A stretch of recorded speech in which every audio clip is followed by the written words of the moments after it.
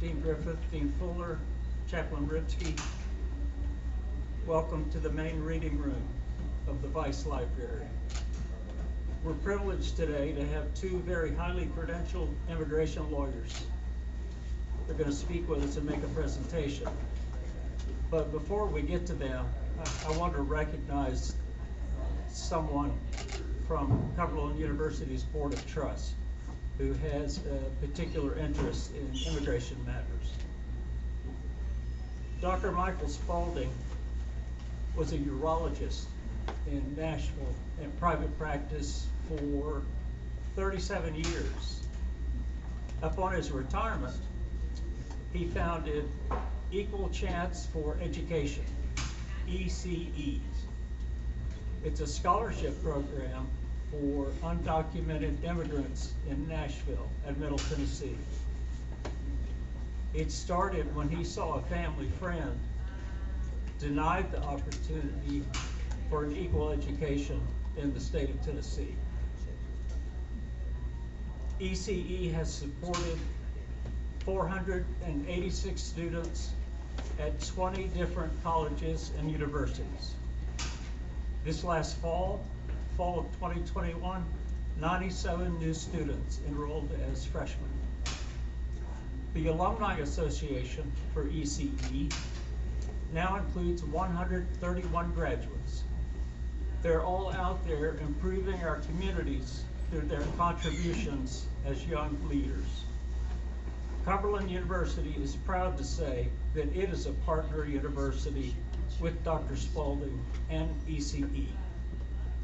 Dr. Spaulding, would you be kind enough to say a few words for us, please? Thank you. Thank you.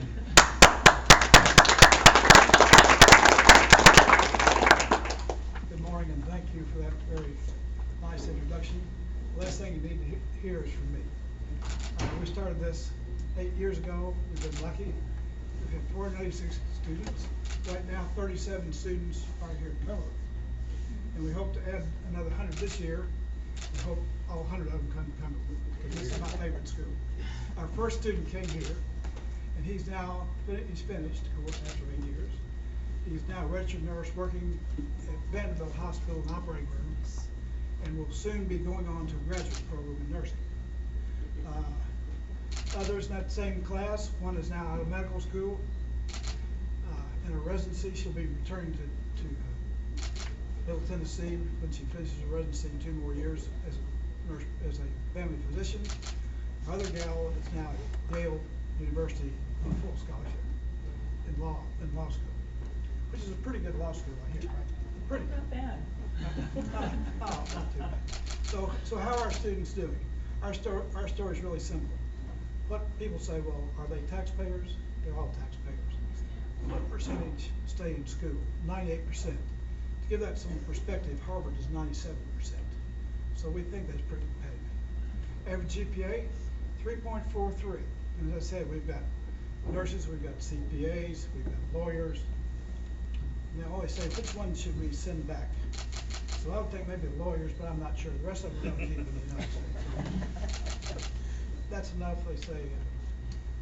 Churchill had a great saying. He said, when you give a talk, it should be like a woman's dress. It should be long enough to cover the subject, but short enough to keep their attention. So I'm gonna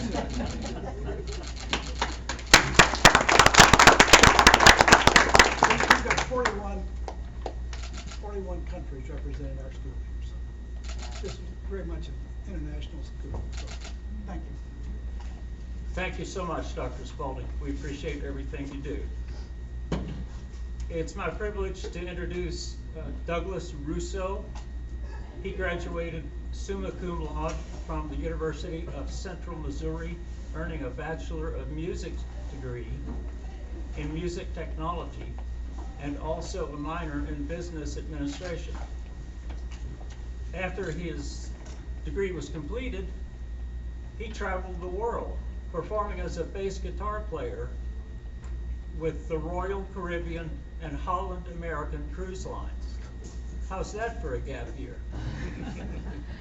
In 2014, he graduated cum laude from Belmont University College of Law in its inaugural class.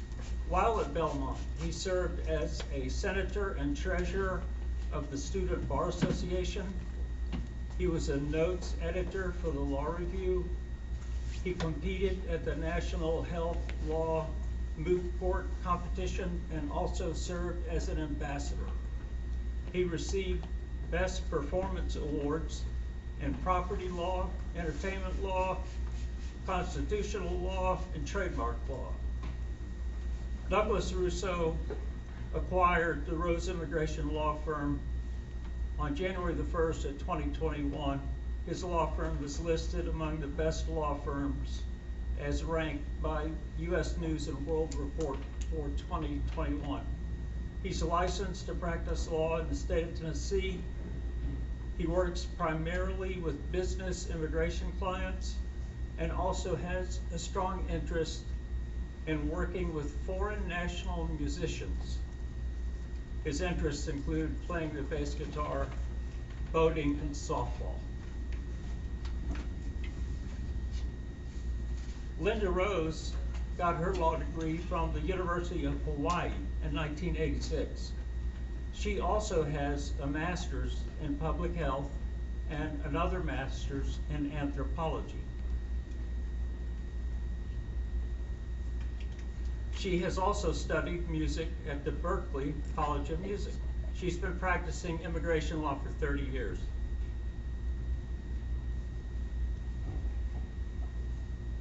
She's licensed to practice in both Tennessee and Hawaii. She's licensed to practice before the U.S. District Court for the Middle District of Tennessee and the United States Supreme Court.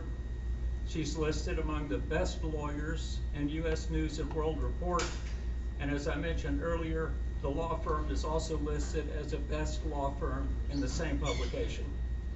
She's listed in the International Who's Who of Business Lawyers and the Martindale-Hubbell Bar Register of Preeminent Lawyers. She's an active member of the American Immigration Lawyers Association and held an elected seat as a board member, as a director of the board of that organization for 14 years. She's taught immigration law and policy at Vanderbilt Law School and served as an adjunct professor there for 17 years. On a personal note, Ms. Rose is of Portuguese and Italian descent. She's lived in Mexico and speaks Spanish. She practiced Goju karate for 30 years. She enjoys jazz, especially playing the vibraphone in her own band, the Rose on Vibes Quintet. She's traveled to Ghana several times to pursue her interest in the culture and music of that country, and she has recently returned to the United States from a trip to Tanzania. Please welcome Mr. Russo and Ms. Rose.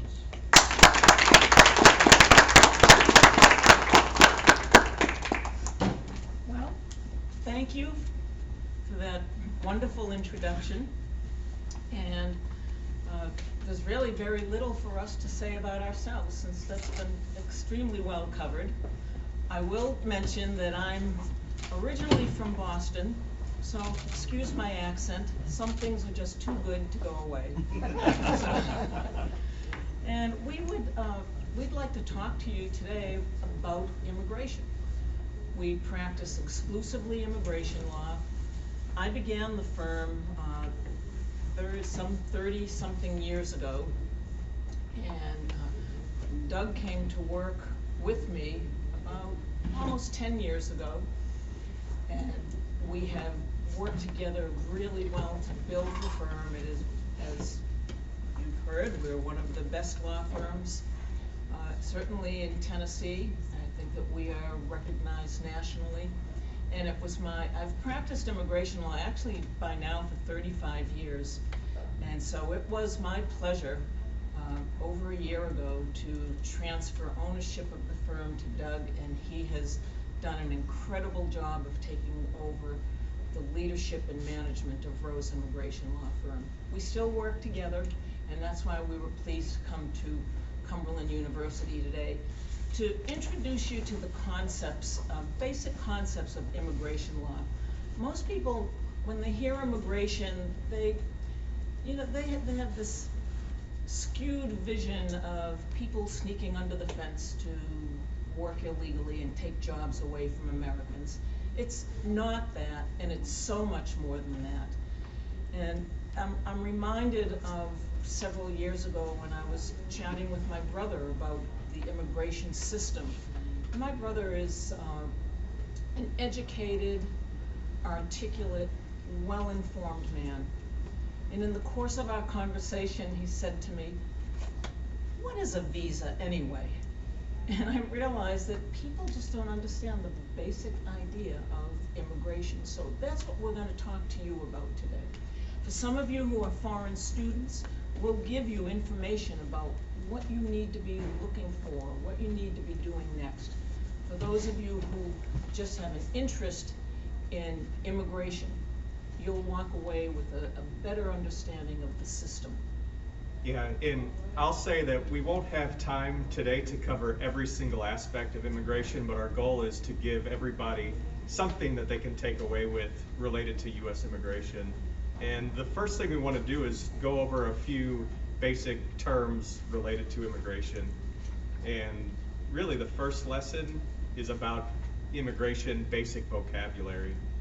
And a good example is that the green card isn't always green, and really it is green currently, I will say, but it's gone through different variations of what it means to have a green card. The reason we have the Pink Panther down there is because at one time the green card was actually pink. Yeah, in what is a green card, it's proof that somebody is a lawful permanent resident of the United States. They are allowed to work here, live here permanently, and it puts them on a path towards citizenship. Now, that is very different from these terms here on the slide right now, which is a visa. A visa is something very specific. It does not grant any status whatsoever. It's something that is obtained through a consulate abroad, and there is an alphabet soup of visas that we'll talk about. Once somebody goes to a consulate and obtains a visa, they are then allowed to seek admission into the United States. The I-94, yeah, and this is an example of what a visa looks like. So this would be kind of a sticker that's placed into the individual's or the foreign national's passport. The I-94 is actually proof of lawful status. So once somebody enters as a non-immigrant or a temporary foreign national, they would be issued an I-94 either through a land port of entry, a seaport, or an airport. And this is what the I-94 used to look like. Now, it's actually an electronic record where a foreign national will go into the online record and then they will look up their status. In this case, the individual was admitted as a temporary visitor.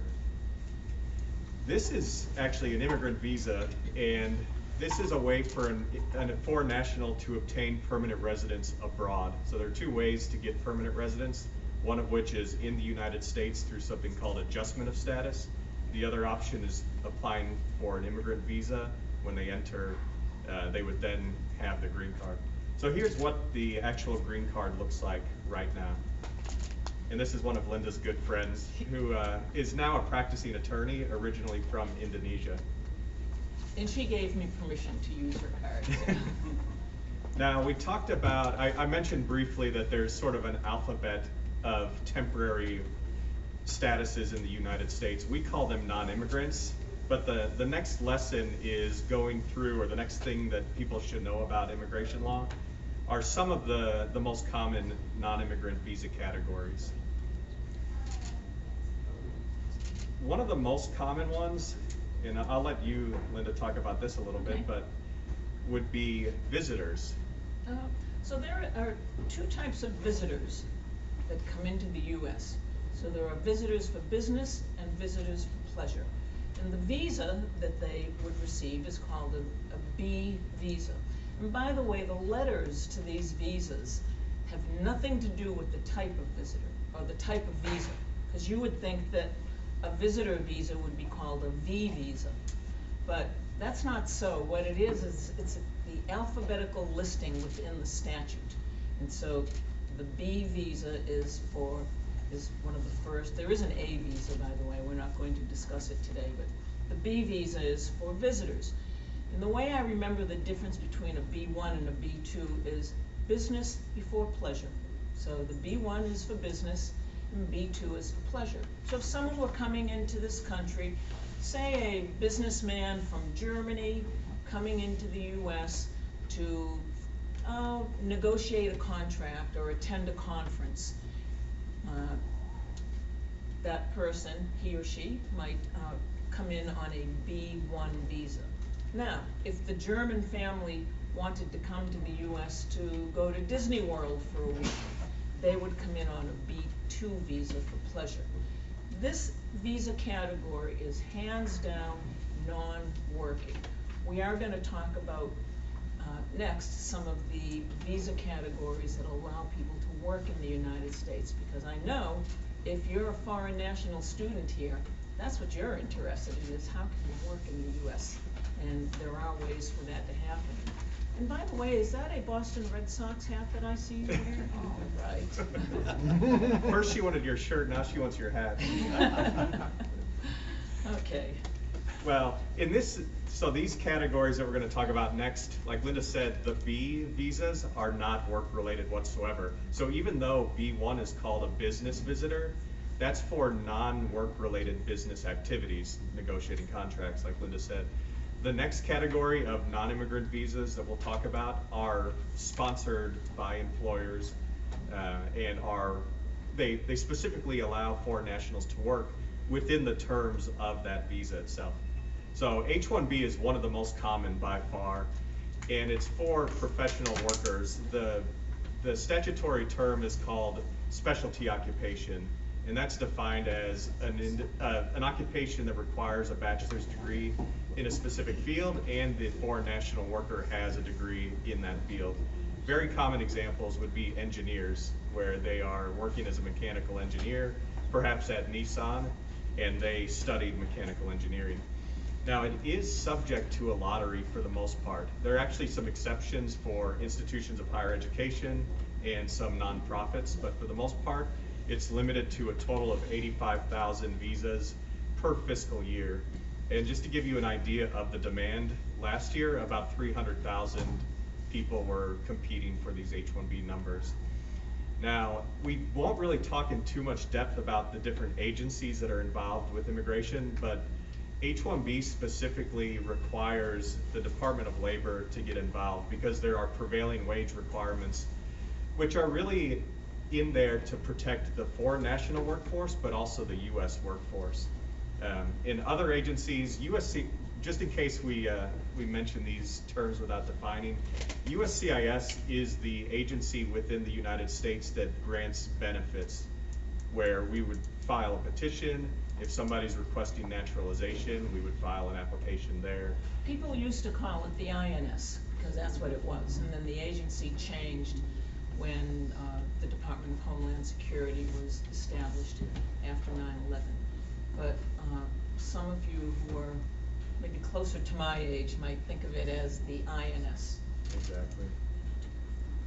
Yeah, and it just, Department of Labor is dealing with the wages and working conditions of employment. TN is a specific status under what is now called the U.S.-Mexico-Canada Agreement for professionals from Mexico or Canada. I was going to ask you, Doug, you said there are only 85,000 given out every year, and there's a demand of like 300,000. So are these some of the alternatives to an H-1B, this TN and E3? Is Sure. that how it works? Yeah, oftentimes they are, and the immigration laws do provide, I would say, preferences for professional level workers. So oftentimes if somebody's not selected in an H-1B, we will go down the rest of the list to see will they qualify for a different category. And actually, we left some handouts in the back if you want to read through some of these categories in more detail. You'll see though that there are a bunch of carve-outs. For example, TN is specific for citizens of Mexico or Canada. E3, for example, is like an H-1B, but it's specific to citizens of Australia. And so those aren't counted against that 85,000 cap. So there are additional visas if you happen to be from Mexico. and you're a foreign national, and if you're a student, then you might eventually qualify for a TN.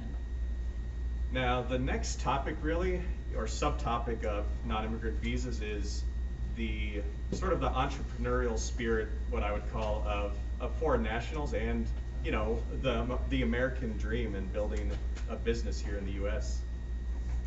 So we've got investors. So there are investor visas. Since most of you here are students, we're not going to delve deeply into it unless you have, you know, a spare $200,000 you might want to invest into a company, or even, actually later on we'll talk about $1 million investor visa. But just so that you know, there are temporary non-immigrant visas for investors, and they're limited in many ways. There's a visa called the E1 and the E2, and it's basically available to certain countries that have a treaty of trade and negotiation with the U.S. They require a fairly substantial investment. When I consider substantial to be around $100,000 or more into a business. There's also a visa called an L1, and this is for someone who works for a company abroad and is being transferred to a related company in the U.S. So just as an example, if Nissan were transferring engineers to one of its plants in Smyrna, that engineer might come in on what's called an L1 visa. Let's move on to students and talk a little bit about what is available to students. And I will say right at the start, if you are a foreign student, there's someone here called the DSO, or the Foreign Student Advisor. That person is very important to you as a foreign national student. Doug will explain why. Well, I mean, I think the main thing is the DSO is incredibly important because that individual will ensure that the program is approved, that you have documentation needed to apply for a visa abroad. If you need to travel, you might need to get a travel I-20. And then for students, a big benefit to the F1 student program is what happens after graduating, or really what kind of training opportunities are there to further studies. The most common that we see would be something called OPT, or optional practical training. And I would say that post-completion OPT, or OPT that's after graduation, is extremely common. The general rule is that after graduation, the student is allowed 1 year of training in their field, related to their field, which is essentially working. You know, it could be full-time work outside of the semester, or when they're not working. So that would be a good opportunity to build some experience in the field. And then oftentimes what happens is during that OPT period, that employer will ask people like us, what do we need to do to have further sponsorship of this individual? You know, the OPT is expiring in 1 year. How do we sponsor this person? And that's when we go through the list of basically H-1B through all the other options. Now, if the program was a STEM field, sciences, technology, engineering, or math, then the foreign national student is permitted to study for 2 additional years, which would be a total of 3 years. Sorry, allowed to work under OPT for an additional 2 years, for a total of 3 years. And then CPT is something slightly different, which is more closely related to work that is integral to the studies themselves. You could almost think of it as an internship for college credit. And there are some pitfalls there, because if a student has a year of CPT, then they might become ineligible for OPT. And so this is something that you discuss with your foreign student advisor, the DSO, to make sure that you're on track. Let's talk about performers, just in case, because I've heard there's an athlete in the. Can we switch the screen? Yep. There's an athlete in the audience today, or maybe. But there are some special visa categories for performers. Now, I forgot to mention it. That you heard that I have a jazz band called the Rose on Vibes Quintet. Well, what we didn't let you know is that my bass player is also my law partner. So Doug plays bass in my band as well. So we do a lot of work in the music industry. So when a foreign musician is coming to the US, they can't just come in and start playing music.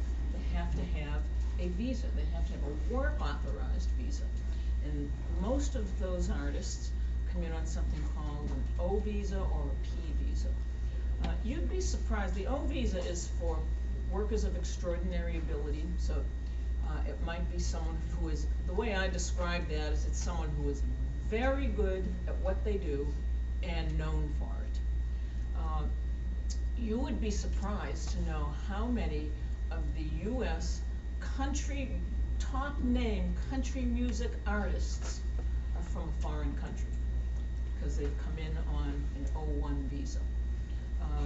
The O1 also, by the way, applies to people who are working in science, in business, in athletics, so it's not limited to arts and entertainment, but we happen to do a lot of visa work in the arts and entertainment field. And so that brings us to another visa category for performers and artists and athletes called the P1. Very similar to the O1, it's a slightly lower standard. And then the visa that I find the most fun, my favorite visa, is called the P3 for culturally unique performers. Now you heard that I've been to Ghana, Africa many times, and I just came back from Tanzania. We do a lot of work for African dance troupes and percussion groups, and they come in on a P3 because they're doing music that is reflective of their culture. And that's really a fun visa to do. We've also done more. Anyone here from Brazil by any chance? Yeah, we've done some visas for some choro musicians from Brazil. So we get to, and that's a culturally unique performer. We should probably move on to some more substantive or information about immigrant visas, green card. How does someone get a green card? Well, there are three ways. There are special laws, employment relationships, and family relationships. So Doug, let's tell them about family relationships. If it's going to be through family immigration, you've got to know the color of your bedspread. Well, and we'll explain why that's important, but there are two different categories of, well, really multiple categories of family-based immigrants or permanent residents. The first category is called immediate relatives, and that would be spouse, parent, or child of a U.S. citizen. Those are not limited by number whatsoever. So as many of those petitions that are filed, they will be eligible for either permanent residence through adjustment of status or an immigrant visa abroad, assuming they meet other eligibility requirements. So is anyone here a U.S. citizen? Okay, so if you were to marry a man from, let's pick another country, Italy, you would be able to sponsor your husband for a visa, a green card, without any wait, without any visa backlog. The paperwork can take about a year, but that's how an immediate relative case would work. Exactly, and then aside from that, there are categories called preference categories, and those are limited. And I want to say the total number is about 266,000 total per year, and the total, there's also a per country limitation, which is about 7%. No country can take more than 7%. So you see, depending on demand, very long backlogs for certain countries. For example, I don't think we have this on here, but I think a sibling of a US citizen from Mexico would probably be waiting about 15 to 20 years. And so some of these categories have actually almost written themselves out just by way of Congress not changing or adding additional numbers. And that's really what it's based on, is Congress has passed laws that are setting aside certain numbers that are fixed for the H-1B, for family-based preference categories and the like, and employment-based categories for that matter. So if she were to marry a man from Italy, are next screen, why is it important for her to know the color of her bedspread? Well, the easiest way to think about it is the USCIS assumes that any marriage that's based, that's providing an immigration benefit is fraudulent. So there would be good faith evidence requirements.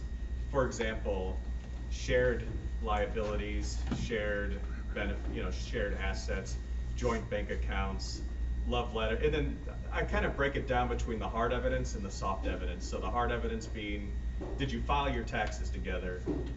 Do you share a bank account? And the soft evidence being, let's see pictures of your vacation at the beach or your honeymoon or whatever the case may be.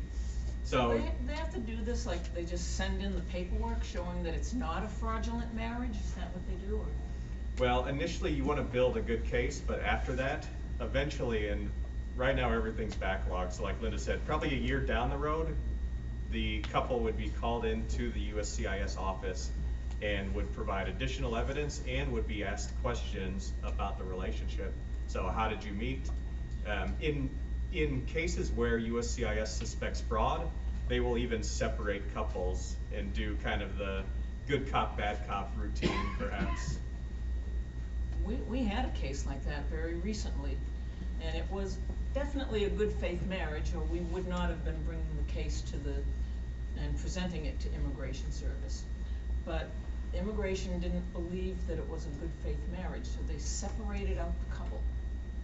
And they asked the first spouse a set of questions. How did you meet? Where did you meet? How long ago did you meet? And then they brought in the second spouse and asked the same set of questions, and if the answers didn't match exactly, the officer started taking notes and started to claim that it was, and actually made an allegation that it was not a good faith marriage because their answers didn't reconcile.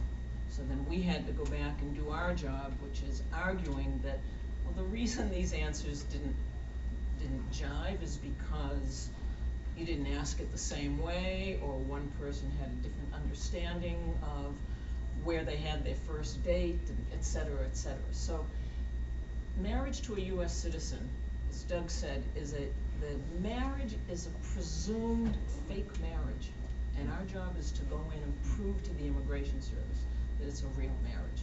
And I would say, in all the years that I've been doing this, I have had 2 cases that we were not able to establish a good faith marriage. Otherwise, I'd say 99.9% of our cases, of course, we're not, as I said, we're not going to take it to immigration if we don't believe it. Yeah, and in some circumstances, USCIS actually continues to presume that it's fake to some degree, because even if an individual has been granted permanent residence, if the marriage was less than 2 years at the time the green card was approved, then they have to go back 2 years later and ask to remove those conditions. And at that time, they have to show that it's either still an ongoing marriage and they jointly file to remove the conditions, or if for whatever reason there was a divorce or a death or something, something unfortunate like that, then they would have to file a waiver stating that at the time this marriage was entered into, that they would have to prove that that was still a good faith marriage. Let's move on and talk about, so I said there were 3 ways to get a green card, to get permanent residence. It said special laws, family, and employment. Let's talk about employment. How does someone get a job, get permanent residence? How does a foreign national get a green card through employment? And the most common way is something called labor certification, and it's a test of the U.S. labor market where an employer has to do certain recruitment steps to try to find a willing, qualified, and able U.S. worker. I would say that there is a lot of red tape in this process to sponsor a foreign national worker through the labor certification process, and we do a lot of these cases as well. Again, to protect the foreign national and to protect the U.S. workforce, there is a prevailing wage requirement. And we have to show that whatever requirements the employer has are reasonable and that the foreign national meets those requirements. For example, and it cannot be overly tailored. For example, if an individual is going to be an engineer and that person has a degree and 20 years of experience, that would likely be denied because it would be seen as tailored. The reason is that engineers, basically, entry or middle level engineers do not require 20 years of experience. So the Department of Labor would assume that that was tailored specifically to that foreign national worker. So, wait a minute, so they say that foreigners take jobs away from Americans. Is that what this is trying to prevent or disprove? Well, it's really trying to show that there is not a willing, qualified, and able U.S. worker. So it's a protection of the U.S. workforce. So it's basically showing that a job isn't being taken away from an American, that there is not an American to fill the job, and therefore the employer is allowed to hire someone from a foreign country. Exactly. Yeah, and this is one of several different categories for obtaining permanent residence in the United States based on employment. So you'll see some parallels here for what we had talked about with extraordinary ability, and there are some other carve-outs that don't require a labor certification. And I think that we should kind of run through these quickly so that we can get to some other aspects of immigration.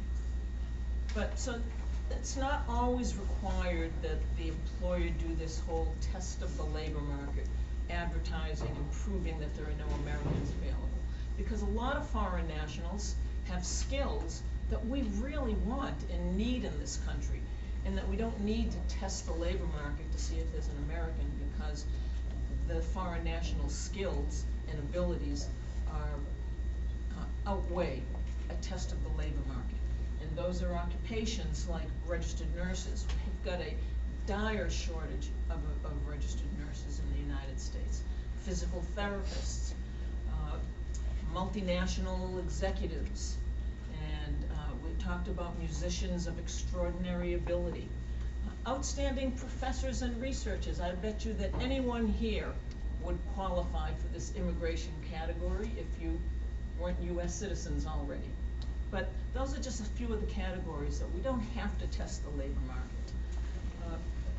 Also, Doug, you want to go Sure. over this? Yeah, there's something called a national interest waiver, which waives the labor certification requirement. And a good way to think of it is it's so important to the interest of the U.S. and that individual is so good at that specific topic that they are going to waive the labor certification requirement. And then, of course, there's actually a temporary work visa for religious workers, and there's a similar provision for permanent residence cases based on that. Now, Linda had mentioned what used to be the $1 million green card. It's actually gone up, and that's not a recent inflation problem, but it might go up again. So it's a $900,000 investment in a certain rural area, for lack of a better term, and then otherwise a $1.8 million investment. It could be a startup, it could be a purchase of an existing business with promise to employ a certain number of workers, or it could be a regional investment that's set up as an investment under EB-5, and they can get approvals. Does anyone here have $1.8 million that you'd like to invest? Because we'd love to represent you if that's the case. Actually, we don't do these cases because the malpractice insurance is too high for those. Yeah, so we don't, because it's also, there are just too many gray areas, and usually when someone comes in to talk to us about making such an investment, we can find other options for them where they don't have to invest $1.8 million and have no return on it other than eventually getting a permanent residence. So it's not financially, it's not a good investment. But anyway, we don't generally do those cases. There is a couple other things that we just want to mention. There is a lottery for people from foreign countries. It's called the Diversity Lottery, and it's run every year, usually in the fall. And is it 55,000 visas in the lottery? Could be. Yeah, it's all right. It's about 55,000 green cards are given out every year to people from countries that are underrepresented in the U.S. can't comment whether Brazil is on that list or not, probably not, because I think we already have a lot of Brazilians here, but certain countries can just say, I know Italy, you know, Western Europe, some Asian countries, but anyway, it's called the diversity lottery. It's an actual lottery. Put your name into the hat, and the government withdraws 55,000 visas every year. There's also something called the registry, and we're doing a registry case. In the 35 years I've practiced immigration, I've had 3 registry cases in all these years. It's for someone who came to this country prior to January 1, or since January 1, 1972. January 1, 1972 is before most of you were born. But if someone has been in this country all that time, then they are eligible, they may be eligible to get permanent residence, a green card. And then we have some special laws for victims of abuse, victims of violent crimes. But now let's talk about what everybody seems to be concerned about, and that is immigration violators. How do we treat them? And we treat them harshly, sometimes more harshly than Congress ever intended. Yeah, and there are a number of grounds of what we would call inadmissibility, and we will cover just a few of those. Some of the most harsh penalties would be for individuals who overstay, and what overstay means is you either were admitted for a certain date and you stayed past the date you were supposed to be here, or you entered without inspection or crossed without lawful status. And once you're here, either past that date that you were supposed to stay here, or you enter without inspection, that foreign national is considered to be accruing what's called an unlawful presence. And there are serious bars for that. The 3 bars, there's a 3-year bar, a 10-year bar, and then there's actually a permanent bar. The 3-year bar is if somebody has basically 6 months of unlawful presence and they depart the U.S. Once the person departs the U.S., they're banned for 3 years. If that same individual stayed for a year and accrued a year of unlawful presence and left. What if they had to leave to go to their father's funeral? Yeah, then it doesn't really matter, unfortunately, unless they requested something called advanced parole or some other permission to leave temporarily. What if they're married to a U.S. citizen and they have U.S. citizen children? Yeah, again, there's no protection for that unless you file something first to try to prevent that, such as a waiver. What about our students subject to this? I bet, because I know we have some foreign students here, what if they violate their status or they overstay their student status for more than a year and then they have to go home? Are they subject to that bar? Well, first of all, don't overstay any term. There's a 60-day grace period for F1 students. Don't stay past that. That's what I'll say.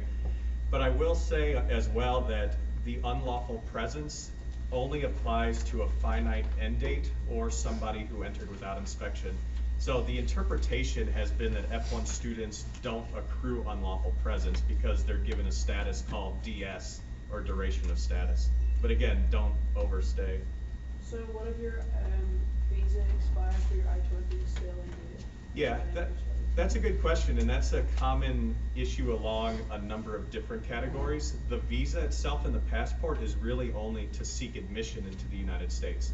So you could have a visa that's very long expired, and you can continue to maintain status through continued I-20s. Exactly. You know, and that's also to, you know, just remind you that maybe this is what you just said because I was looking at the screen, but that the visa isn't telling you how long you can stay in the U.S. The visa only tells you how long, when you can get in, up until what date you can get in. It's your I-94 and your I-20 that are important for students. And then there are a few exceptions. And so this one I said, I don't think Congress ever intended the law to be that harsh. It's very harsh when a U.S. citizen's spouse, or the spouse of a U.S. citizen, is barred from coming back, sometimes permanently. I don't think they planned it that way, but once the law went into effect, that's the way it's administered. There are some exceptions, and the main exception that we use is if there will be an extreme hardship to the US citizen or the lawful permanent resident spouse, then maybe that 10-year bar won't apply. It'll be an exception to it. But otherwise, that's what we have to deal with. And we already told you about the permanent bar. That's if someone overstayed more than a year, and then, let's just say, someone who's married to a US citizen, has 3 US citizen children, overstayed more than a year, had to go back to Mexico because his grandmother died. We didn't have a visa to come back in, so he crossed the border illegally to get back to his family. He would be barred permanently from ever having a green card. Yeah, in just speaking of Congress's intent, it also disincentivizes people from leaving in the first place, because if an individual, finds out about the 10-year bar, they're probably not going to leave the US. Anybody here studying criminal justice? Okay, guess what? You know what it is when a conviction is dismissed, right? The person no longer has that conviction, or if it's expunged from the record, right? They don't have to, they can say that they don't have a criminal record. Not so in immigration. Not guilty might still be a conviction in the world of immigration. And that's because we have a special definition. So someone who has committed certain crimes might not be allowed to stay in the United States. Okay, that kind of makes sense. We don't want, we don't want bad criminals staying here, but sometimes someone has done something that was stupid, it was, thoughtless, but it's not the kind of crime that we should keep someone out of the country. Well, it all depends, because their conviction for shoplifting might be a bar from them ever being able to stay in the United States. It might be, maybe not shoplifting, but it would depend. It might be a basis for deportation. So here's the definition of conviction in the United States. Compare this, those of you who are studying criminal justice, compare this to what you know to be the state law about a conviction. If there is a formal judgment of guilt entered by court, or if adjudication of guilt has been withheld and later dismissed, and the judge or jury finds the foreign national guilty, or the foreign national entered a plea of guilty, or nolo contendere, or they've even admitted in a plea agreement enough facts to say that that's the crime, and there's been some form of punishment, 6 months of probation, then even if it was dismissed, there's still a conviction. And that's what we need to deal with in immigration. So whenever someone comes into us with any kind of criminal record, whether it's a DUI or shoplifting, sometimes even drug-related crimes, and we've got to look to see, and they may say it was dismissed, I was found not guilty. We've got to look deeper into it to see whether or not that conviction or dismissal can affect a person's immigration status. Yeah, would that count with a traffic ticket too? Like just No, a traffic ticket is not considered criminal, say like speeding or going through a stop sign. But someone who later on we're going to talk about getting citizenship, someone who's applied for citizenship and fails to disclose speeding tickets could be denied citizenship as well, right? Theoretically. We've had cases like that. Okay, let's talk about temporary protected status to protect people from deportation. And this is something recently granted to Ukrainians. And Afghans were just extended for temporary protected status. If someone is here in the country on a certain date, and then their country, things have gone, just toppled over in their home country, sometimes our government will grant temporary protected status. We provide it to about a dozen countries right now, and I've got them all listed there. And thank goodness knock on wood, that the government is gonna be granting temporary protected status to Ukrainians. We're waiting for the regulations to come out, but it's just a status to help people who are already in the country at the time the emergency occurs.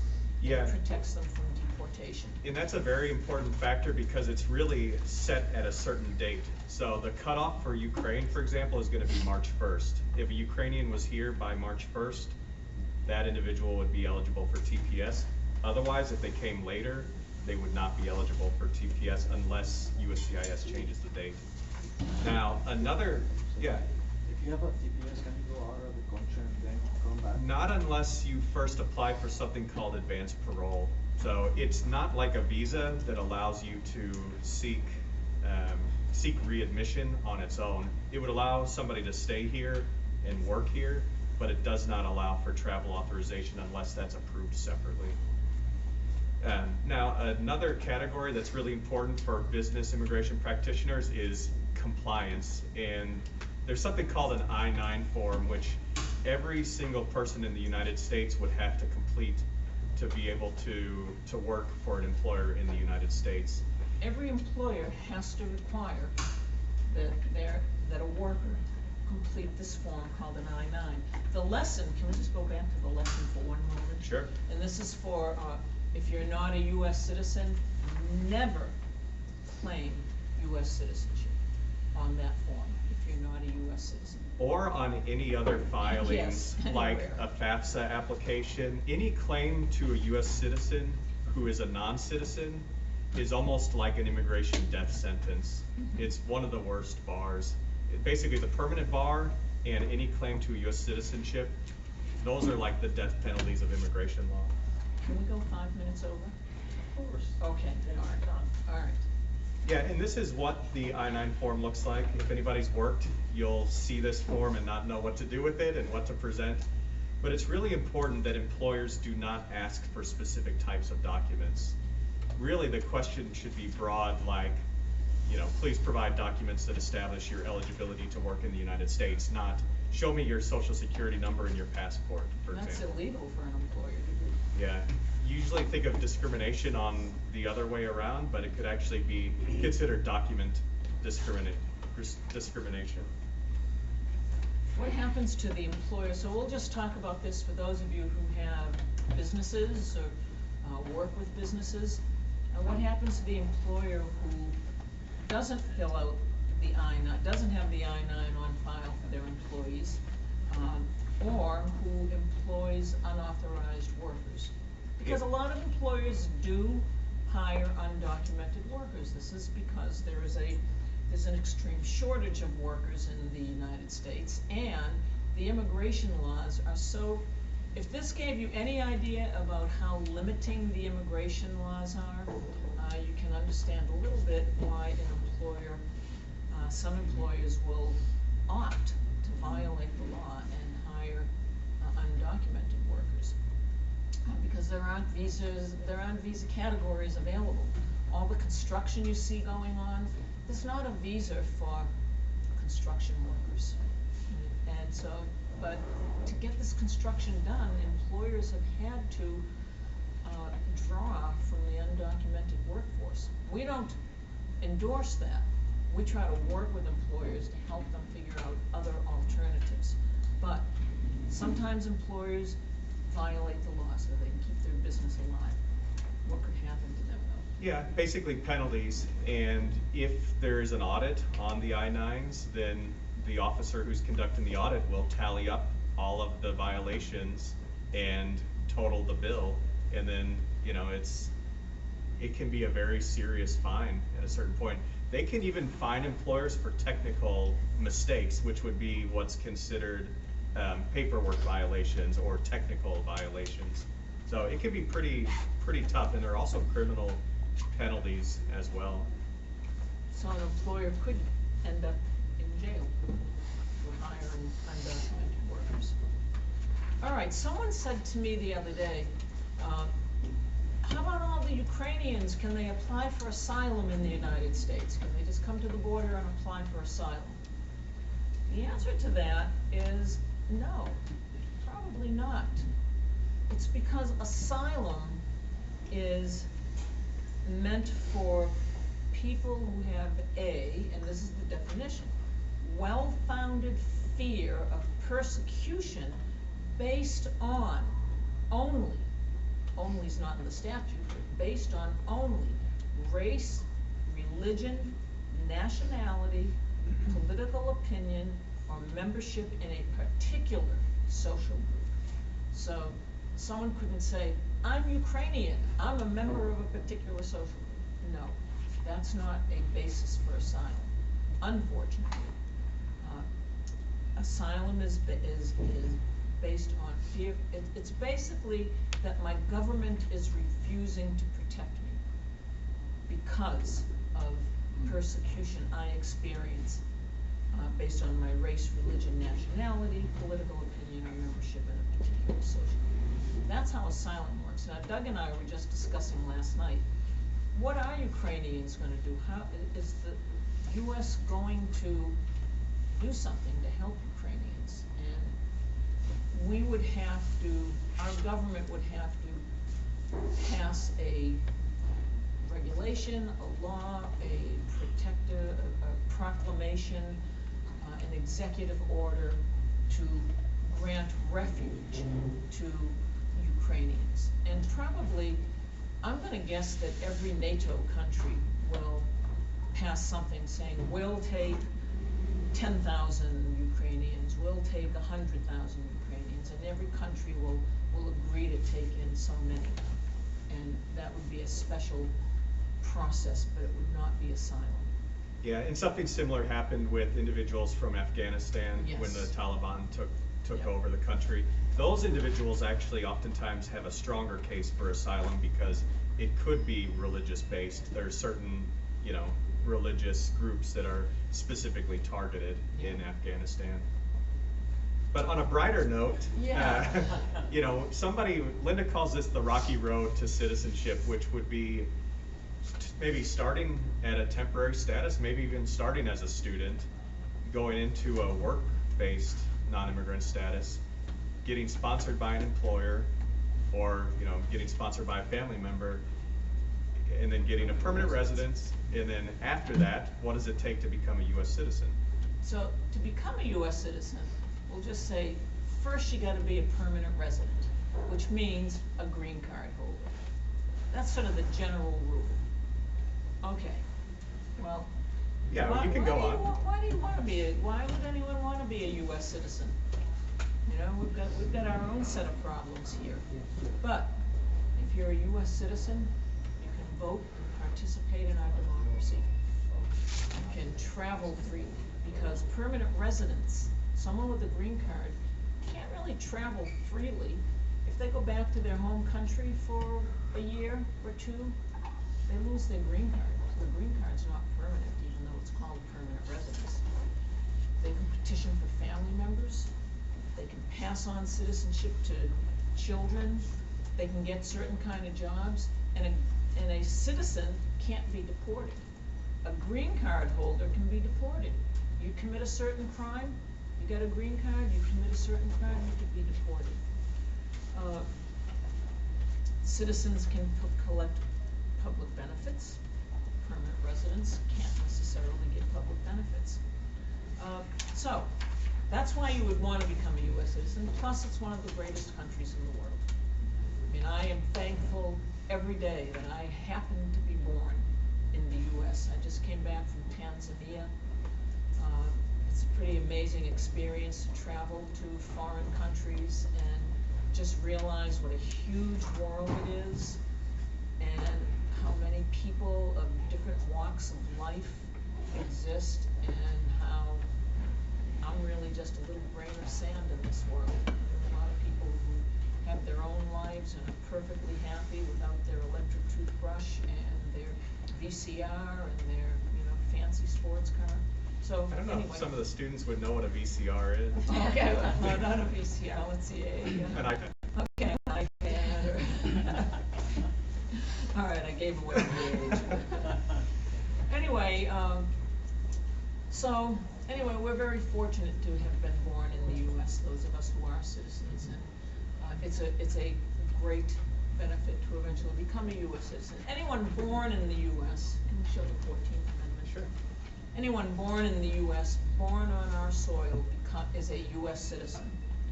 There have been efforts to remove that from the Constitution, and hopefully Congress isn't going to do something and start messing around with the Constitution. To become a citizen, Doug, why don't you? Sure. Yeah, and there are two different time frames, and there are a couple of different important factors. One is that you've continuously resided as a lawful permanent resident for 5 years, or 3 years if married to a U.S. citizen and living with the U.S. citizen. There's also a physical presence requirement, meaning out of that requirement of 5 years or 3 years, the permanent resident needs to be physically present in the United States either 3 years, or sorry, 2.5 years, or 1.5 years, half of the time. And then there are some tests. For example, there's an English language test, which is very basic. There is a civics test, which we will quiz all of you on in a second. And then an individual has to be of good moral character. And this is what Linda was talking about with maybe failure to be honest in the citizenship application, not disclosing certain incidents, violations, failure to pay taxes.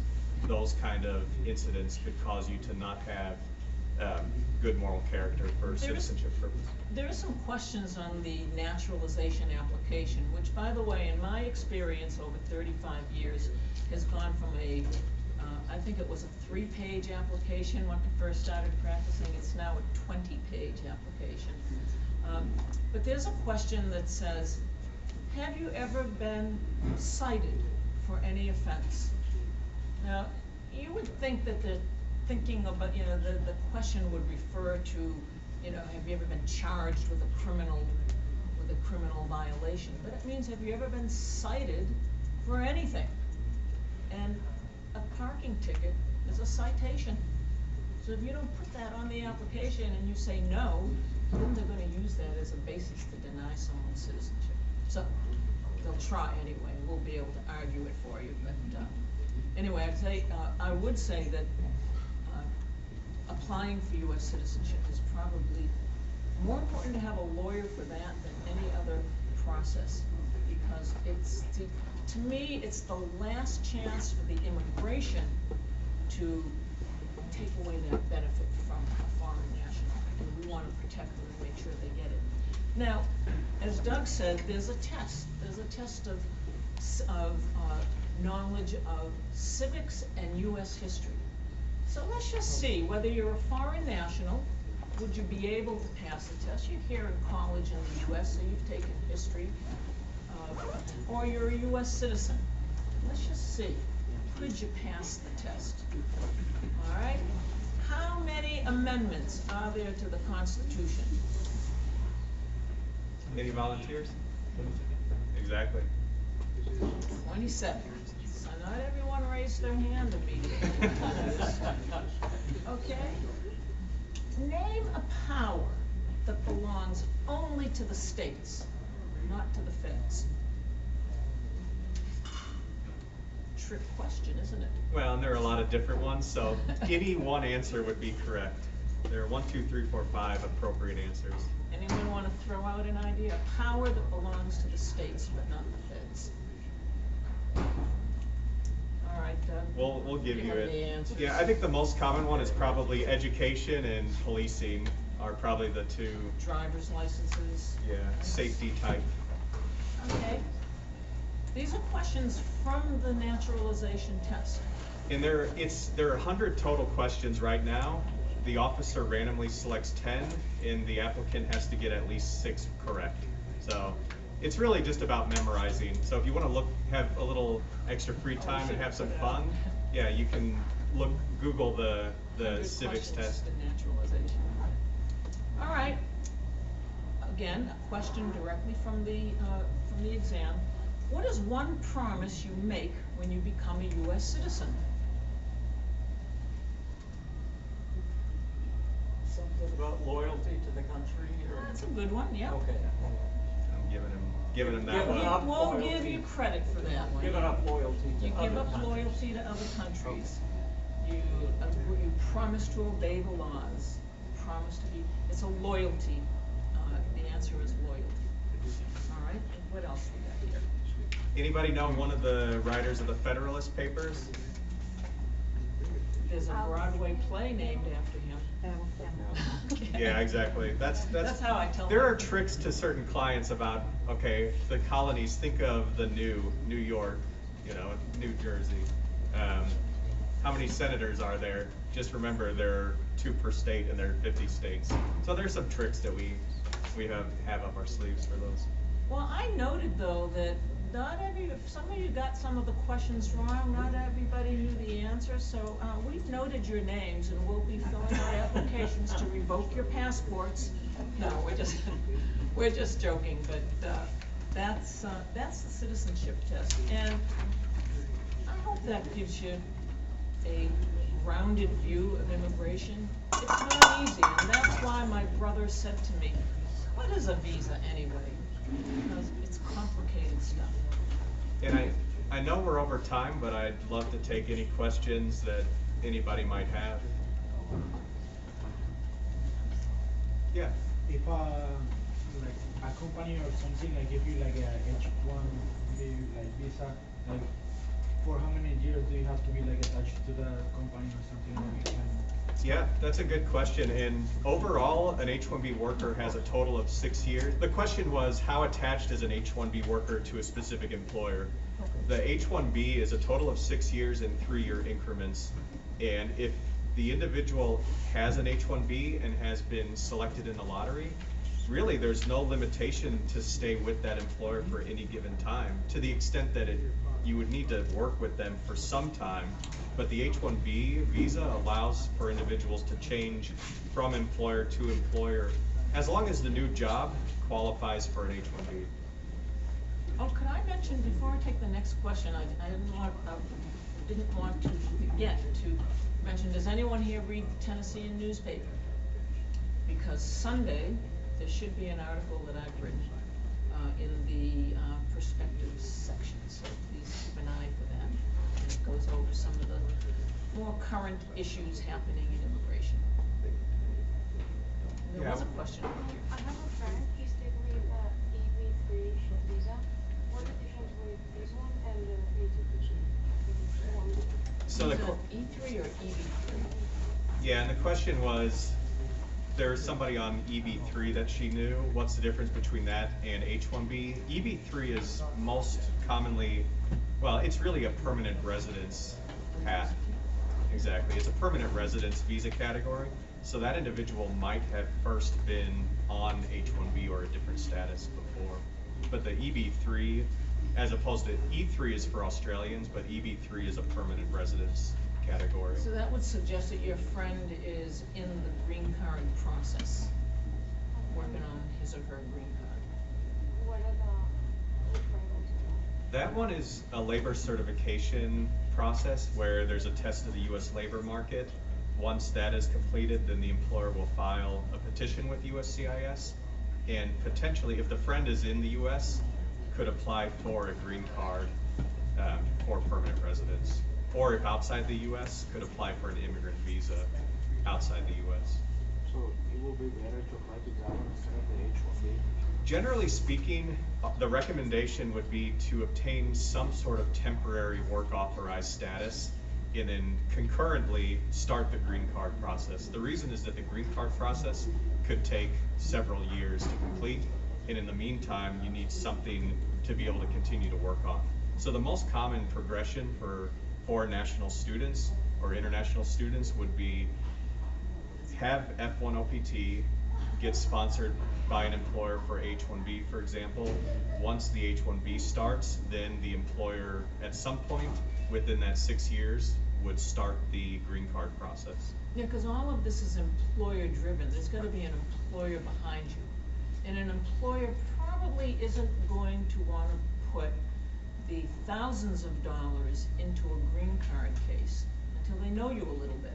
So they're going to want to employ you on a temporary visa for a while first. Yeah, and I wanted to say this earlier, but for foreign national students, the timing of when an H-1B would happen actually just passed because for the lottery, if you're looking to work at a university or a nonprofit that's affiliated with the university or one of the other CAP exempt institutions, that's one thing, but assuming you're working for a private company, most likely you would need to be entered into the lottery, and the registration runs every March for a start date at the beginning of the fiscal year, which is October. So really the March timeframe, if you have OPT for 1 year and you hit March, it's really almost too late to find an H-1B sponsor.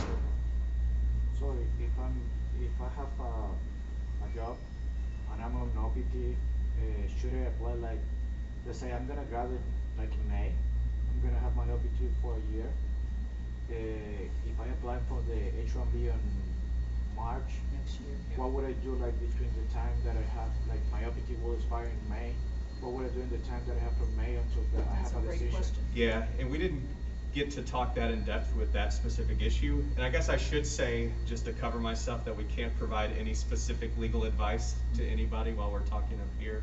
But there's a rule called cap-gap extensions. And if an H-1B petition is filed before the expiration of the OPT is automatically extended from, let's say that the OPT expires in May, the employer files an H-1B petition in April, then the OPT would automatically get extended through September 30th. So that you can begin on October 1 in the H-1B. And that's called cap-gap OPT.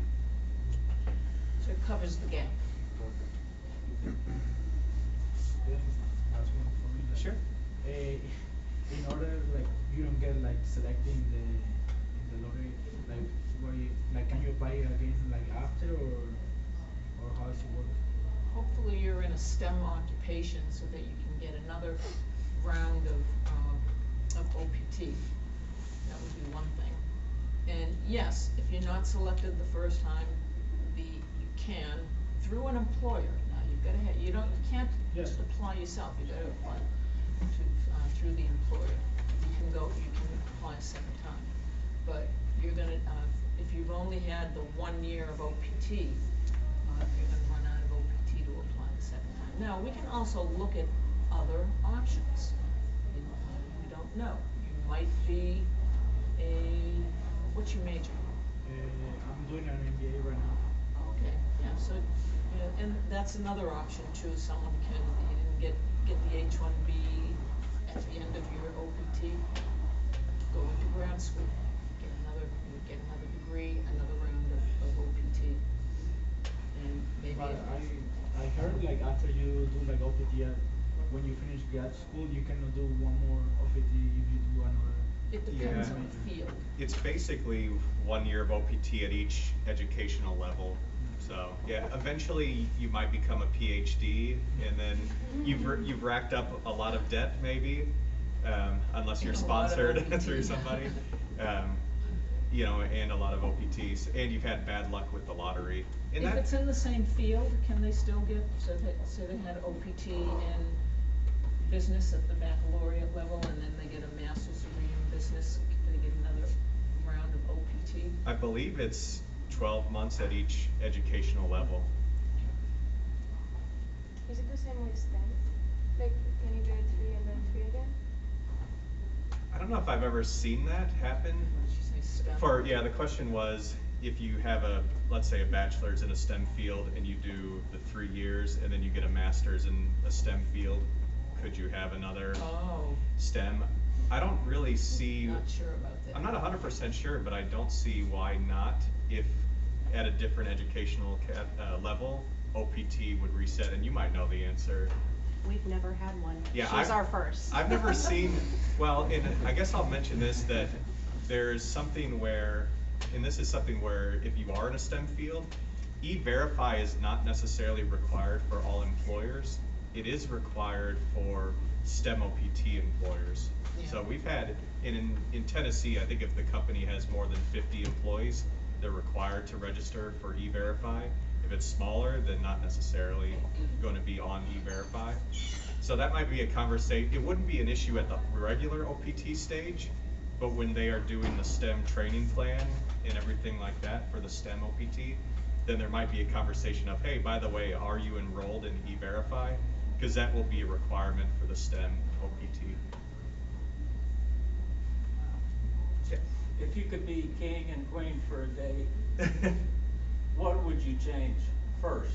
Yeah, well, and we didn't really talk about removal proceedings or deportation proceedings, but just note that immigration court is not a neutral court. It is actually an administrative court. So I think that a big thing that I would like to change would be to have a separate immigration court aside, that's not an administrative court, that's actually a court created by Congress that is neutral.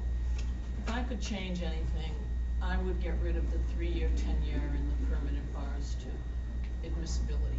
Those were put into place in 1997 with the 1996 Act. So I know what life was like before we had to deal with the 3-year tenure bar. And those have, as I said, I don't think Congress ever intended it to be as harsh as it really is. Yeah, there are a lot of things on my list though. For example, there hasn't been any permanent relief for individuals who have DACA in the US. Yeah. Despite overwhelming support for that from the general US population on both sides, they can't get that done for whatever reason. So that's another one I'd like to see. That seems like low-hanging fruit that everybody should be able to agree on. Or changing the registry date, 1972, that's the law that that's the date that we're using to grant someone who's been here for years and years. It seems like we ought to roll that forward a little bit, maybe up into, the year 2000, something to, get it at least into this century. So that would be another thing I'd like to see change. Read the Sunday paper. I've got a good article in there for you. Thank you for having us. Thank you so much for coming. Thank you so much. A couple of things. You'll see QR codes posted around. If you want to record your attendance here today, just take advantage of that. Do we get college credit for attending too? We'll have to refer that to the provost and see what he says. Okay. All right. We have some snacks in the back, some coffee.